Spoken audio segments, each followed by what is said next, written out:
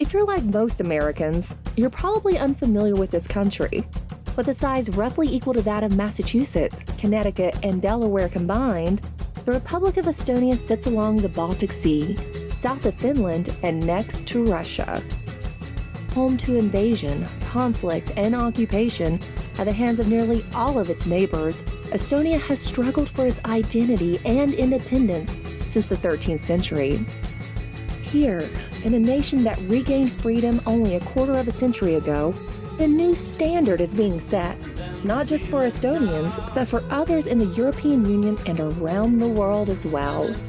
And it is here that we've come to learn just how a country, long dominated by some of history's most punitive regimes, has been able to obtain improbable success. I'm from Appalachia, a coal miner's daughter. For hundreds of years, people settled here to find freedom. They persevered by relying on themselves and their family to survive. Very nice. But my home has changed. We've lost our self-reliance. Appalachia has been left to fail. I'm Emerald, a proud Appalachian, and I want to thrive, not just survive. So I'm going to Washington, D.C. and team up with famed economist Dr. Richard Rahn, and together we will find those people around the globe who are thriving against all odds.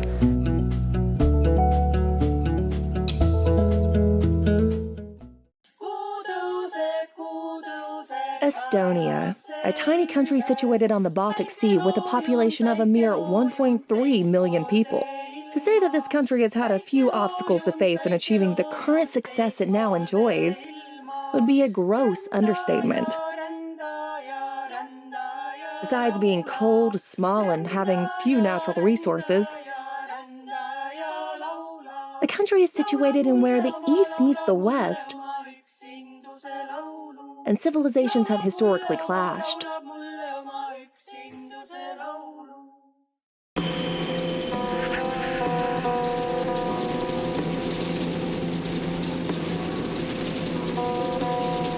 The Soviet Union, then the Nazis, then again the Soviet Union, occupied Estonia during the Second World War.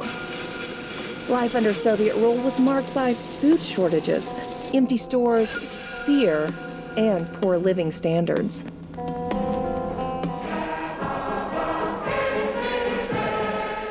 Estonia lost nearly 20% of its population during the occupation. The Soviet invasion permeated more than just the physical country, but also sought to eradicate the fiercely proud national identity and culture that the Estonians held so dear.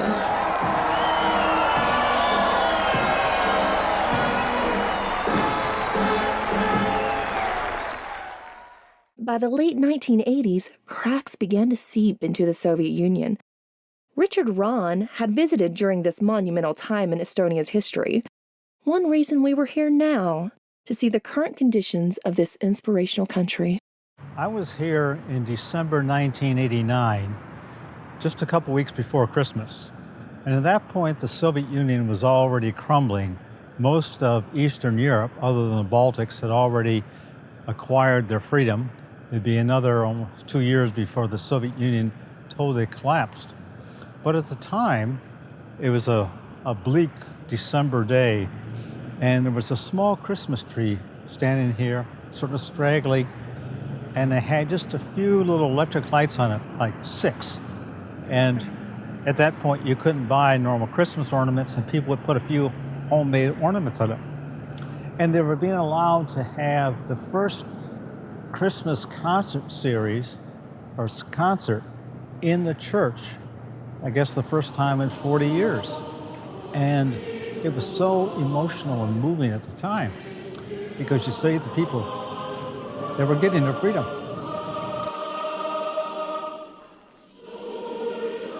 Estonians had seen a ray of hope, and they were ready to sing the sweet song of freedom. In a series of demonstrations that is now collectively known as the Singing Revolution, Estonia declared its freedom from Soviet rule. Thousands of Estonians gathered together in Tallinn's large amphitheater to sing songs of Estonian national pride.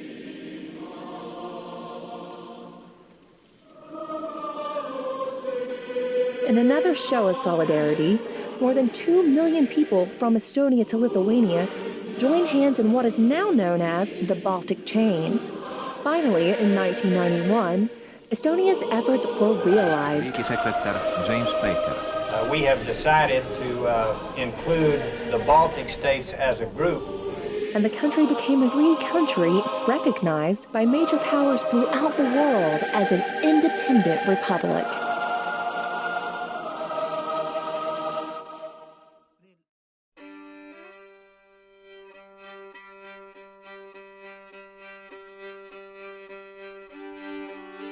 Today, Estonia is a very different place. The tiny country scores very high on the Human Development Index. It even outranks the US on the Economic Freedom of the World Index, coming in at number 22. It is the most free out of all the 15 of the former Soviet republics, and among these countries ranks number 1 in real per capita income, political freedom, life expectancy, Human Development Index, and many others.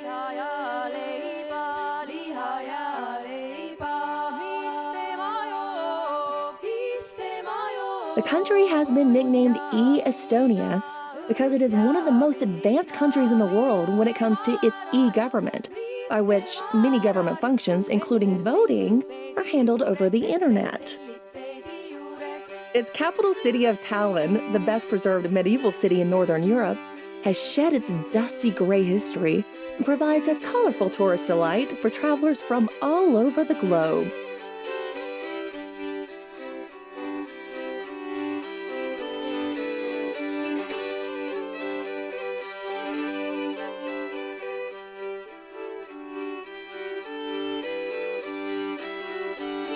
Stores filled with Estonian-made goodies, and wonderful restaurants for world-class dining occupy the once sparse streets. Tourists can sip on the local specialty of mulled wine to stay warm, while taking in the sights and sounds of medieval Estonia. During Soviet times, Westerners had only one real hotel choice when visiting Tallinn: the Hotel Vero with its secret 23rd floor, whose only patrons were KGB spies listening in on the various hotel guests. Now, travelers have a variety of luxury accommodation options, including the beautiful Hotel Telegraph in the Old Town that would host Richard and I during our stay.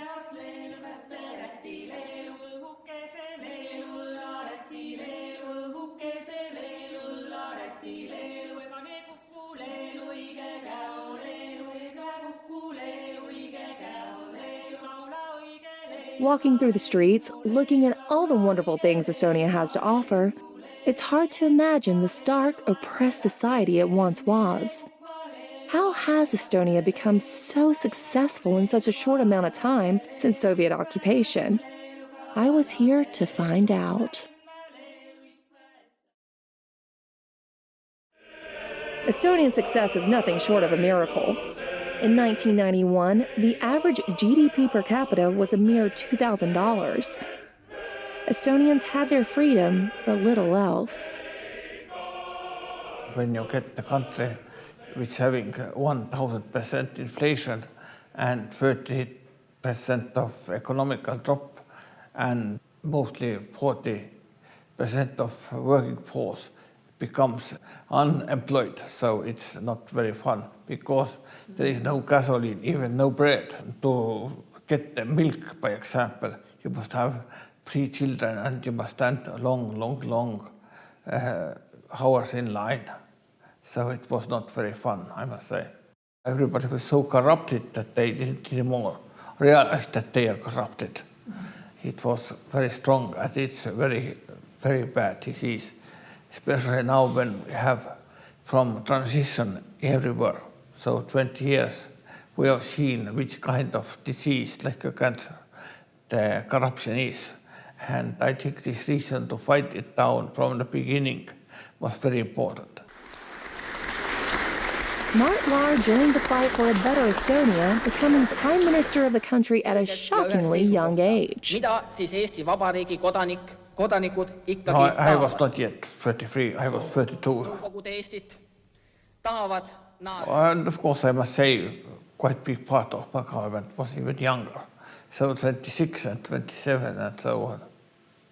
So when we first time went to the European Council, then the security didn't want to let us in because they just say that some students or boys are coming and nobody of them looks like a prime minister, which is true. So I didn't look like prime minister very much. Under former Prime Minister Laar's administration, the country established rule of law, eliminating much of the corruption. It also adopted a flat tax and implemented strong protections for private property, free markets, considerable trade freedom, and the lowest debt-GDP ratio in Europe. We just did what was possible. Everybody had a strong sense of freedom because for 40 years fought against communist occupation, so we wanted to be free. In this context, it was quite logical that the first book on modern economy was Milton Friedman's Free to Choose, so, which I read and which gave a strong influence. And of course, when I said to the IMF Commission that I have read a lot of good ideas of Milton Friedman books of Free to Choose, then they went completely blank from face and said, but this is not economist. And most important, understanding that the people's possibility to act freely and be responsible for their life is most important, because really the governments couldn't do changes, but the people can. In the early 1990s, you have what you call sort of the time of extraordinary politics. There is lots of things you can do, and if you move on quickly, you make radical reforms, you carry out sort of shock therapy type of reforms, then yes, some people will be shocked and so on, and there will be some sort of opposition to that, but those reforms very quickly sort of start paying for itself. So people will see that actually, you know, they have kind of worked and they have made the life better. So it happens relatively quickly. Obviously, if you have this sort of very stable political system, it's much more difficult to carry out something like that. Meelis Kitsing, director of the Center for Free Economic Thought at the Estonian Business School, witnessed these radical reforms firsthand. So in 1989, 1990, I was part of this movement called Geneva 49, and that was named after the Geneva Conventions from 1949, which basically made it illegal to conscript people from the occupied territories to the country's military that was occupying this territory. We boycotted military lessons in the high school that is just down there, and we also came up here, had some demonstrations in front of the Parliament building. That was just like one of the movements at that time. Obviously, had lots of different movements. You had people concerned about all kind of issues, environmental issues, political rights, economic issues, and so on. So, as I said, it was a very interesting time to grow up, to be a teenager, because you had all this new information and all these new things around you, and you could actually get involved and you could take part, and I think it made life interesting, basically. Younger people are always sort of willing to take more risk, right? They also had pretty good knowledge of the oppression that had taken place during the Soviet time, and young people are sort of more anti-authority. They question more authority, and so that's why it's not surprising that when Estonia formed first governments in the early 1990s, lots of people in those the ministers and those governments were very young. I think the idea was that usually the reason why you have more older people in the government is that they have more experience, right? But I think in the early 1990s in Estonia, lots of people felt that if you have more experience, then you have the experience that we really don't need, right? Because you have the experience from the Soviet times. So that's why it was kind of easier for the younger people to get involved in politics. And I think it tremendously benefited from the fact that those young people in the government were willing to make really bold decisions. It started in early 1990s and continued under even if the governments were coming and changing, continued under all governments by sort of 1995, we can say that Estonia had established sort of completely unilateral free trade. And I think it's very remarkable because if you look at the history of the world, there are very few countries who have ever done that. But in Estonia, we have abolished all the tariffs or protectionist measures, including agriculture, right? So, which was quite radical in comparison with any other sort of Central and Eastern European countries.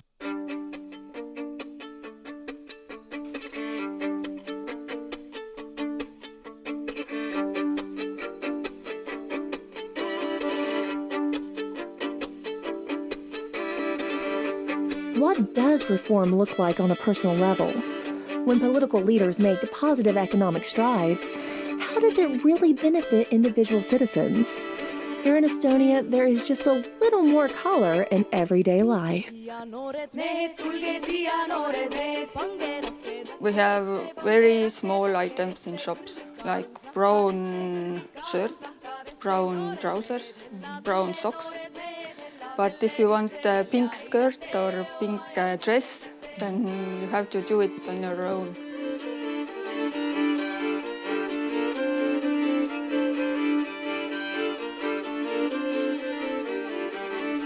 My mom is a tailor, and we lived in a small village, and she was known to everybody. Very often we sleep felt in sleep with the sound of sewing machine. Oh, wow. So made clothes from her, old things, and that's how I know this possibility to make things. Marieli Ruba is a clothing designer and mother who based the name of her line on a children's song after winning a design contest to get her business started. Something like that. That's cute. My line is mostly reuse, recycle, and make new garments from old things. Mostly cotton things, like cotton jersey, cotton denim, cotton shirts. I don't go to find any inspiration. Inspiration comes to me. I don't want to go to shop to buy 100-meter new fabric. I try to create something that is more green. This is president shirts line. Okay. And made of all shirts from Estonia. I collected them 1 year, and now they are ready. And I noticed this. What is? This detail is from president shirts. So I marked them with this bow tie. Oh, he wears bow ties. Yeah, always. he wears always this bow tie. I get it. I have also his picture. He was looking after us when we did this. It's very pretty. I'd love to try one on. Of course. Oh, okay. I'm selling this, and I have only 3 left from this first collection. How many did you make in your first collection? 17. Oh, wow. That's really good. But I feel so Feminine? feminine and so pretty. I love it. It's like a very classical dress. It's dressed like dress must be. You know, honestly, it looks like a throwback to the Appalachian style, but with Yes. a twist to it. I tried to do some new models and maybe exactly the same style of dresses, but now I am collecting Estonian football players' shirts. Oh, that's neat. Do you ship to other places in the world? Yes, of course.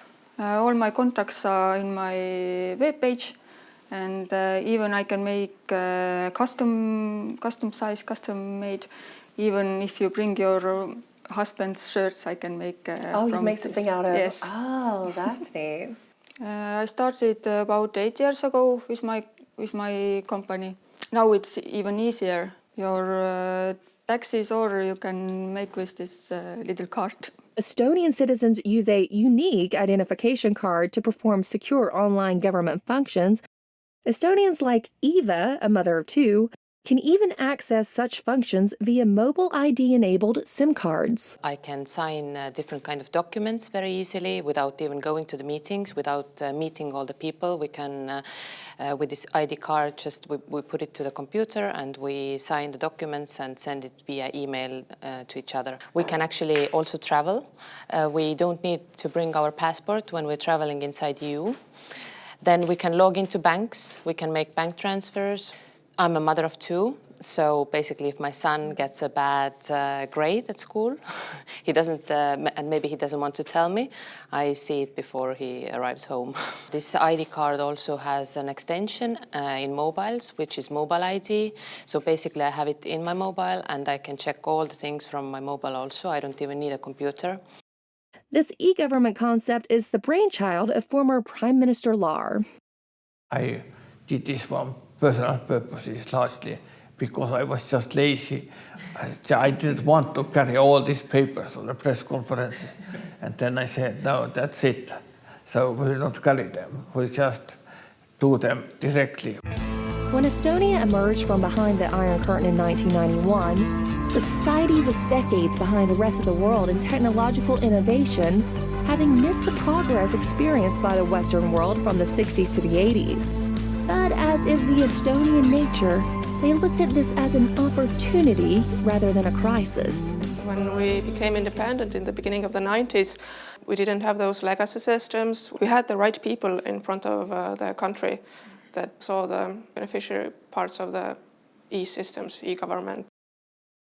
If you talk about systems, then the secure networks for police, border guards, customs, those were first big projects. Then we did lots of works on the certification, digital signatures, helped to do the pilot project for our ID card, develop firewalls, VPN systems, this kind of stuff. Very, I would say, in today's terms, very simple and pragmatic and practical stuff. And some of these cool products were systems that helped to change the way Estonian society functioned, making it highly efficient. Technically, it's a very simple thing. It's just a small chip that contains cryptographic keys for authentication for digital signature.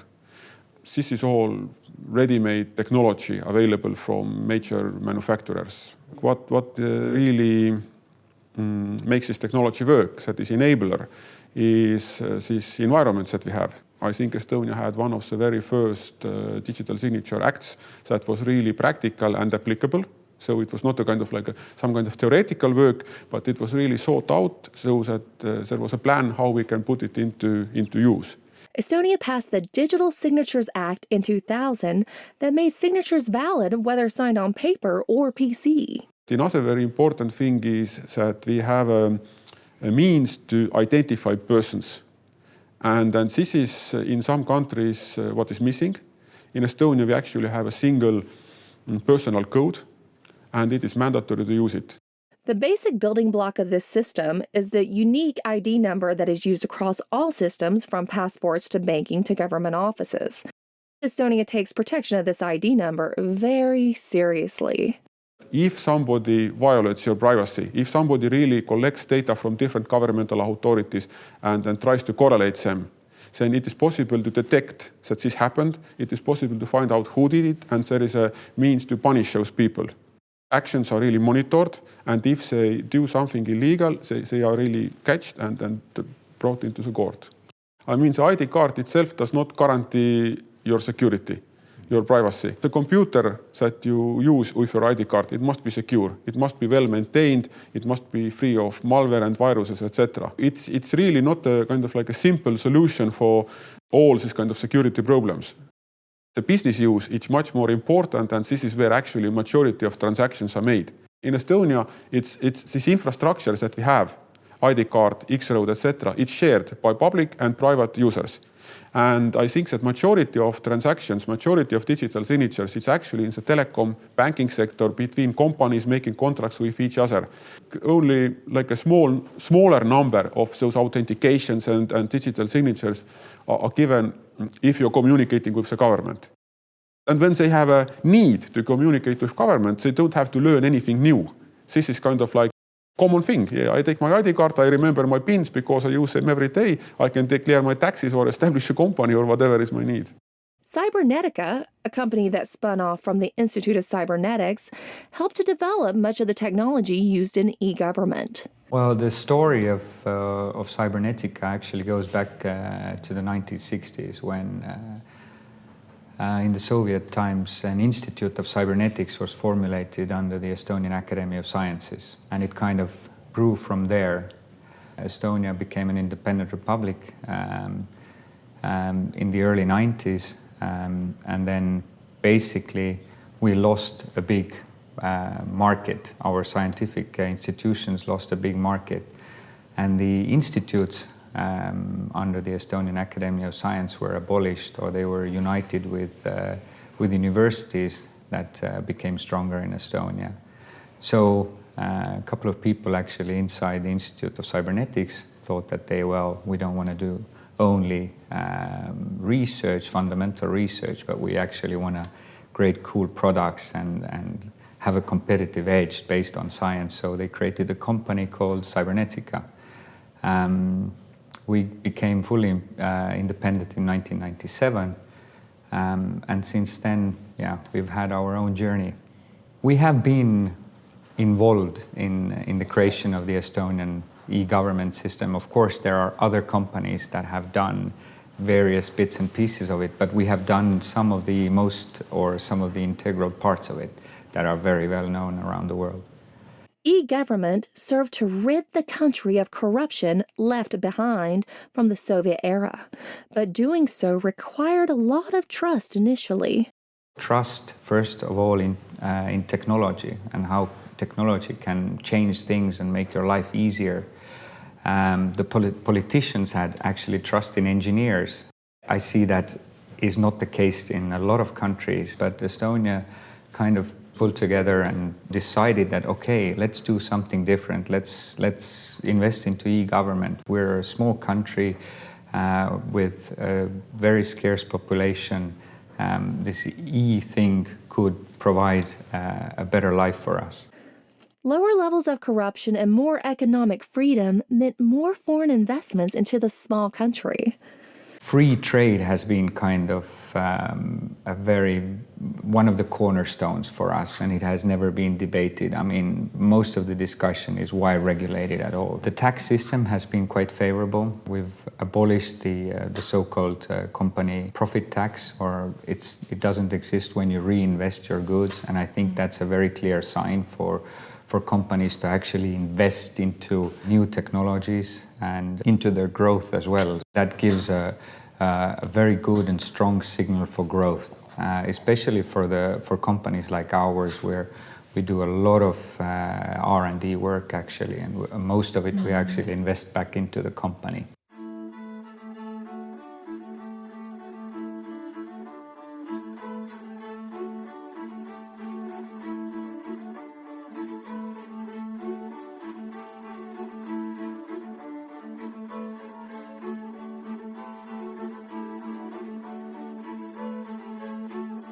With easy access to the Baltic Sea and its groundbreaking open trade policy, Estonia has a very high trade-to-GDP ratio. But perhaps that's just another way Estonia reflects its history as it forges ahead into the future. Down there is what historically was actually Tallinn, so the city of traders. And in the medieval times, it was a very important trading city between the east and west, probably like one of the richest cities in the area. Merchants lived down there, and you had landlords who lived up here. It was a free city. It was part of the Hanseatic League. Serfs or slaves escaped from the countryside. They could stay in the city for 1 year, and one day they could become free citizens as well. So now, one of the things that Estonia kind of reestablished was that we became more and more open to the trade, as we have historically been. So if you look at our trade to GDP ratio, 165% to GDP, so we are very, very big open traders. And obviously now when we are in the European Union, we have the free trade with all the EU nations. I think in a way it builds on this historical legacy of Hanseatic League, connecting different cities in Northern Europe, so that they could benefit from that. So.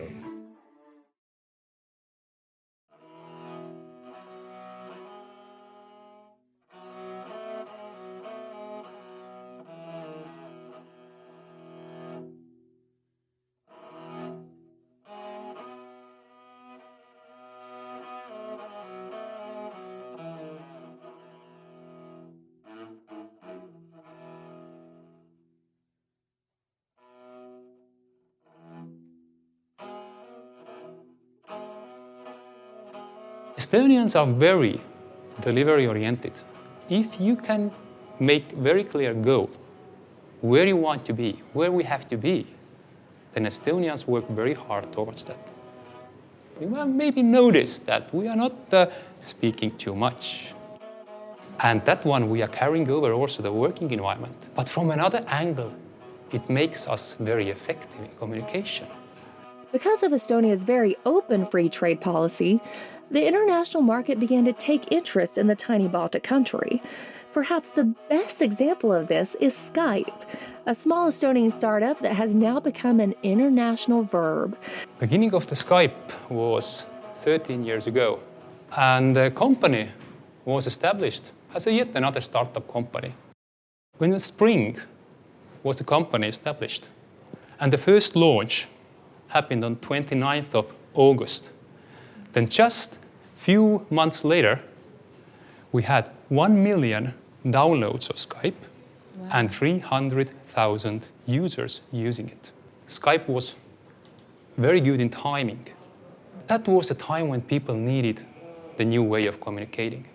Skype pretty much breakthrough of the kind of standard ways of communication and offered to many users the easy and a cheap way to communicate with your friends and the families all around the globe. We have a lot of examples around here, like our e-residency, our e-government. Skype was a very perfect kind of the addition to that.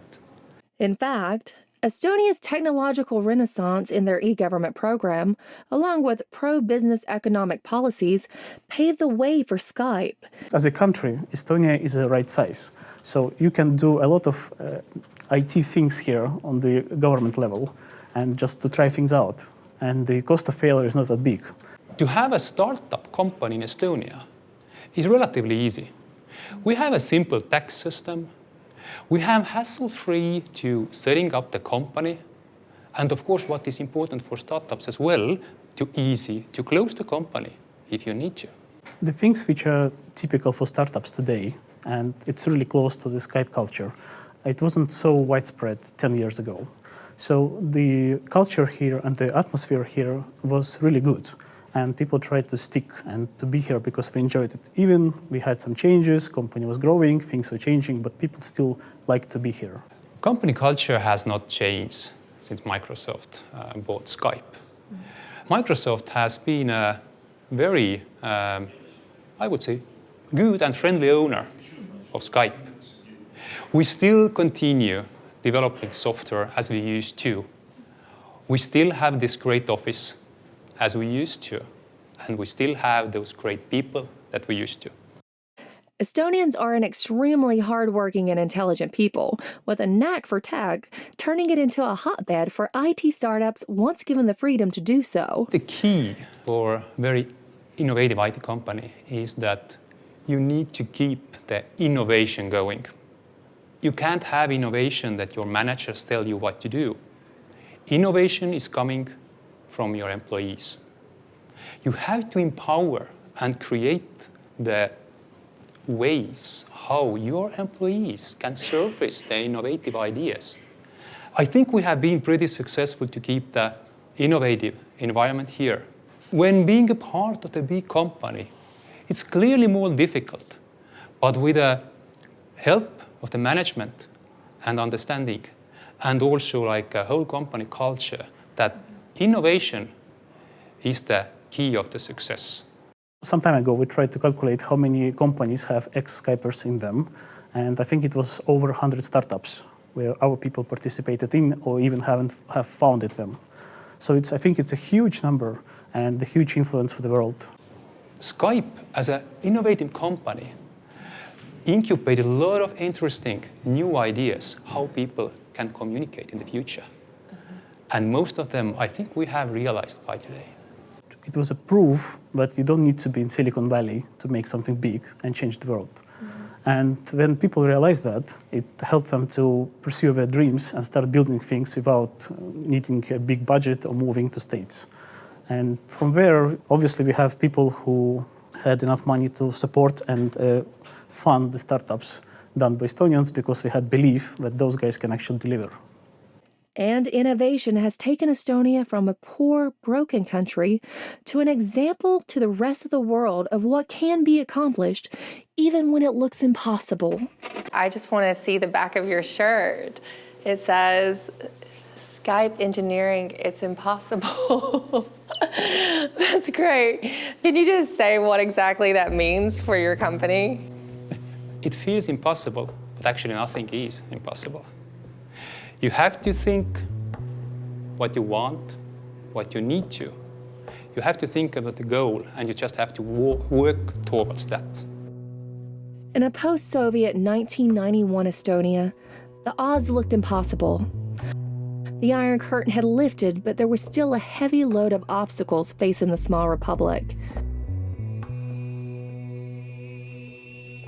But with a resilient mindset, a willingness to get the key infrastructure right, and an openness to continually reinvent it, innovation, a culture conducive to startups, and an investment in trusting its people, Estonia now ranks at the top of all former Soviet countries and even competes with other world leaders.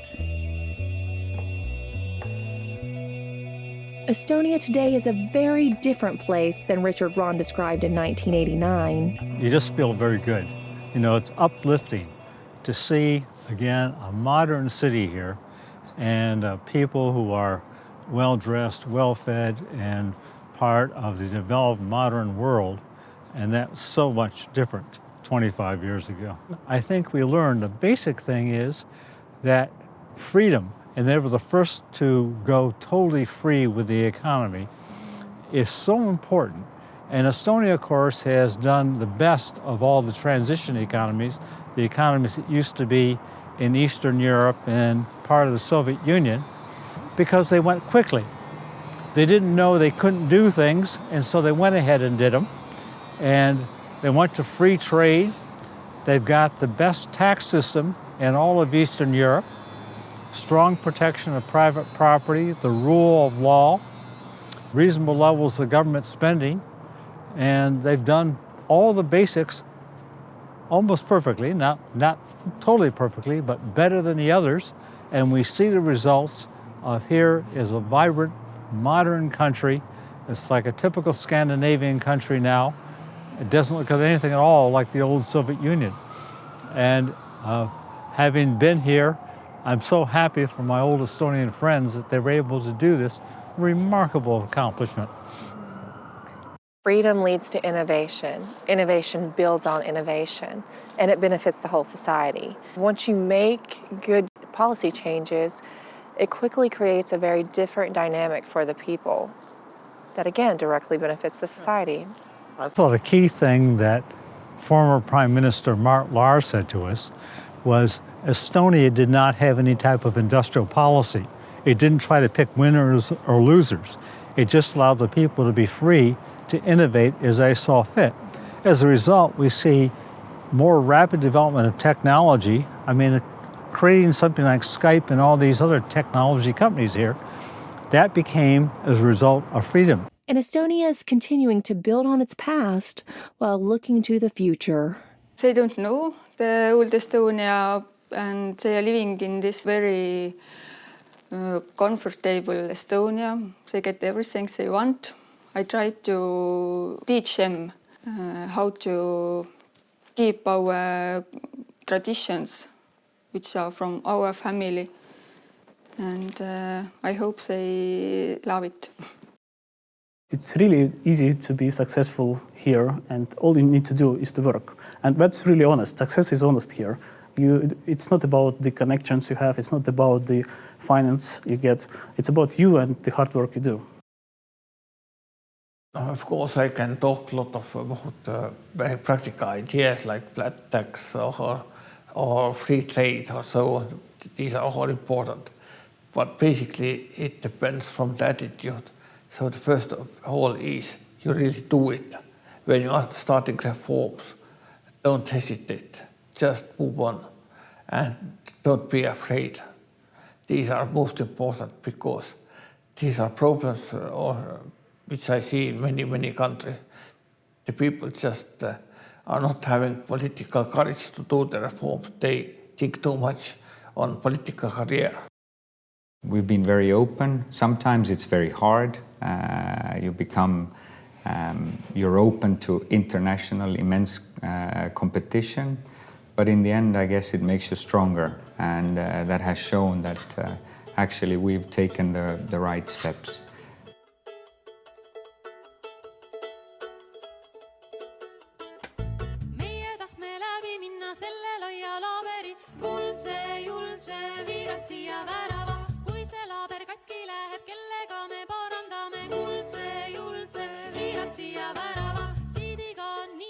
A little country with a small population and a few natural resources has a lot to teach even larger countries about what can be achieved when it seems as though all the odds are stacked against you.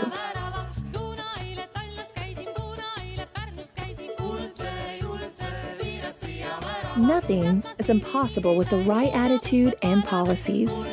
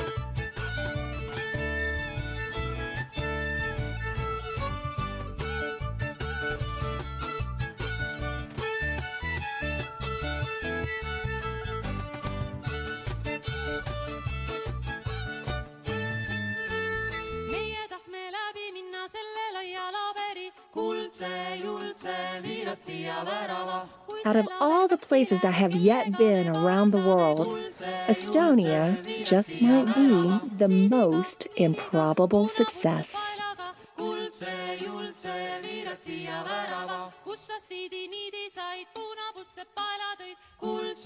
Julce, viirad siia